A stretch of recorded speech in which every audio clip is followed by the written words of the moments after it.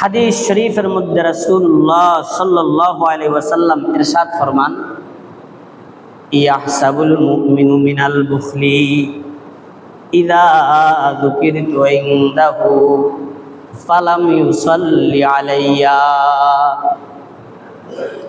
রাসূলুল্লাহ সাল্লাল্লাহু আলাইহি ওয়াসাল্লাম ইরশাদ ফরমান, একজন মুমিন বখিল আর কৃপণ হওয়ার জন্য এটাই যথেষ্ট, যখন তার সামনে আমার আলোচনা হবে, তার সামনে আমার নাম উল্লেখ করা হবে, কিন্তু সে দুরূদ পড়ে না। এই লোকটাই হলো পৃথিবীতে সবচেয়ে বড় বখিল আর কৃপণ। শুধু এখানেই শেষ না। মুসলিম শরীফের রিওয়ায়াত, যারা আল্লাহর রাসূল সাল্লাল্লাহু আলাইহি ওয়াসাল্লামের নাম শোনার পরেও দুরূদ পড়ে না, জিবরাইল আলাইহিস সালাতু ওয়াস সালাম তাদেরকে বদদুয়া করেছেন, নাউজুবিল্লাহ।